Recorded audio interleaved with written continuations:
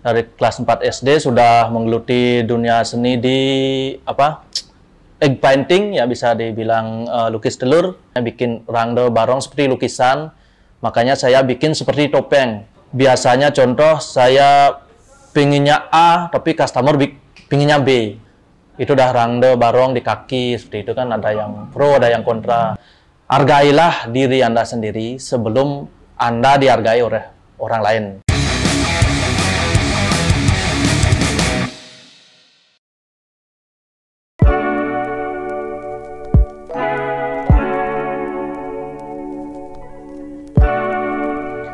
Oke, nama saya Lolit Made, biasa dipanggil Lolit.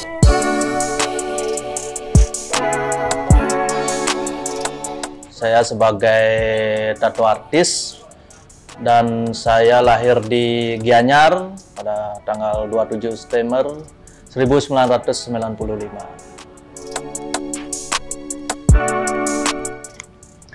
Untuk kegiatan saya sehari-hari, selain di dunia seni tato, saya juga menggeluti dunia perpohonan, biasa dibilang bonsai seperti itu. Ya, di luar kegiatan bekerja nato, saya juga mengambil bikin bonsai kayak gitulah kegiatannya.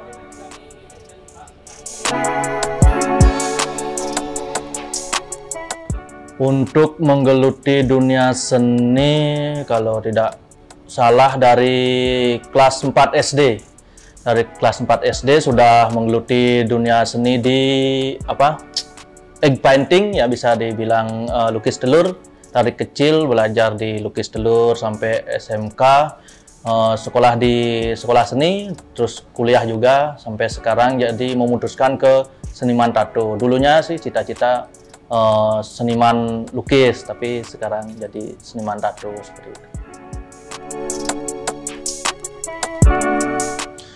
Kalau menurut saya seni itu bisa dibilang ungkapan rasa seorang seniman itu yang dituangkan melalui sebuah karya, ya entah medianya patung, lukis, yang ditunjukkan ke seseorang kayak gitu, kurang lebih ya.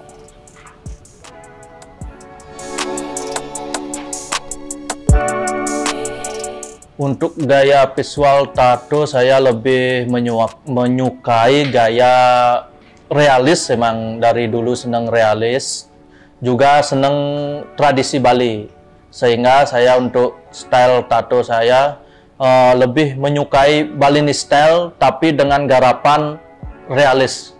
Contohnya seperti bikin barong. Kadang-kadang orang bikin barong atau rangda biasanya terlalu mungkin terlalu tradisi, terlalu mengikuti pakem, kayak terlihat barong sama rangga aja. Kalau saya lebih ke realisnya, sehingga saya biasanya berkarya tuh menambahkan sinar-sinar di bagian mata, sehingga kesannya itu bikin tapel barongnya gitu, bukan lukisan barong seperti itu. Biasanya lebih ke realis lah stylenya.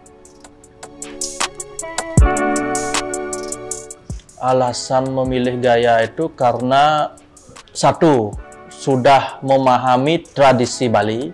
Memang dari dulu sih ngelukis tradisi kayak gitu kan, dari dulu. Terus sampai sekarang kuliah juga, dari SMK kuliah menggeluti style realis. Jadi ya lumayan udah menguasai realis, sehingga saya gabungkan tradisi dan realis. Jadi ya seperti itu, jadi stylenya agak realistik tapi mengambil tema tradisi seperti itu.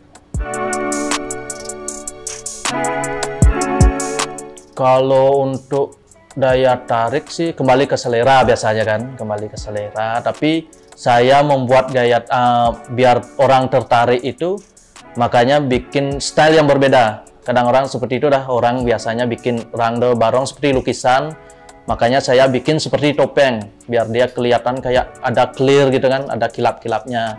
Itu yang kayaknya sementara sih yang saya lihat, baru saya sendiri yang bikin style seperti itu kayak.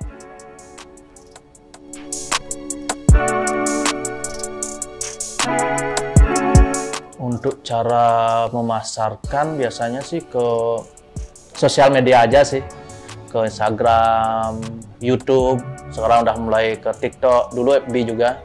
Tapi sekarang lebih dominan dari dulu tuh ke Instagram sebenarnya. Tapi YouTube udah mulai, TikTok juga. Itu aja apa di sosial media lah terutamanya. Ada strategi khusus? Strategi khususnya belum sih kayaknya, cuma itu aja dah, berusaha bikin karya yang bagus, kita post di sosial media, seperti itu aja.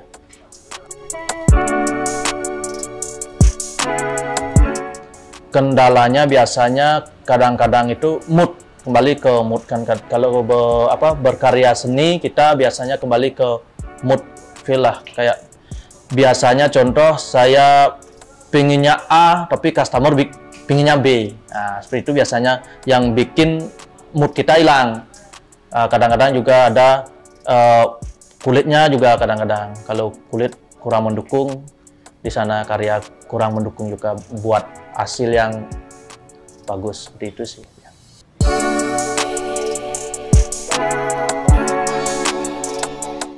Sementara respon masyarakat ke karya saya sih lumayan gini lah, bagus gitu kan, seneng. Cuma ada juga namanya orang banyak kan gitu kan, ada juga pro kontra. Seperti kemarin juga sempat viral bikin itu dah rangde barong di kaki, seperti itu kan, ada yang pro ada yang kontra. Tapi di sini mohon maaf juga, saya tidak melecehkan agama sendiri juga, seperti itu kan tradisi. Ini hanya sebagai nilai seni, bukan sakral seperti itu. Saya bedakan sakral dan profan. Saya anggap seni ini profan seperti itu.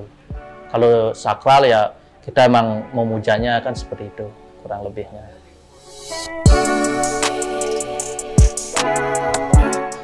Harapan saya untuk seniman Bali khususnya di tato, mari kita semakin semangat berkarya dan terutamanya bikin ciri khas sendiri lah, biar orang semakin mengenal kita, jati diri sendiri. Modelnya orang melihat karya kita udah tahu, oh ini karyanya si A, ini si B. Dan satu pesan saya, hargailah diri Anda sendiri sebelum Anda dihargai oleh orang lain. Contohnya kita berkarya seni, hargailah dengan nominal berapa seperti itu kan, tapi sah-sah aja kembali ke orangnya. Makanya hargai diri Anda sendiri sebelum orang lain menghargai Anda. Itu aja pesan saya.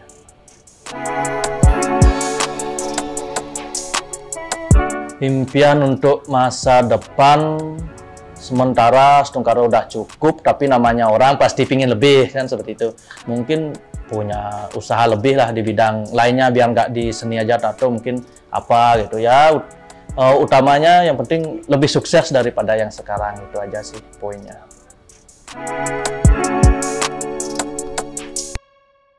Tentang handmade yang saya ketahui, dari dulu udah seneng sebenarnya, dari SMK kalau nggak salah kan, baru tahu-tahu anak distro lah istilahnya kan. Tapi saya setelah melihat karyanya handmade seperti baju kaos, gambar-gambarnya terutama karena peminat seni, saya lihat karyanya handmade ini beda seperti itu kan, kayak lebih ke itu dah tradisi lukisannya dia, tapi jarang soalnya di baju kaos tuh karya seperti itu. Dari dulu emang udah seneng handmade dan sampai sekarang ternyata udah menjadi bagian kru handmade lah, seperti itu kan. Satu kata buat handmade, pokoknya semakin maju jaya dan semakin membuat ide-ide gila, itu aja. Pokoknya sukses buat handmade, Jos Misi Susu.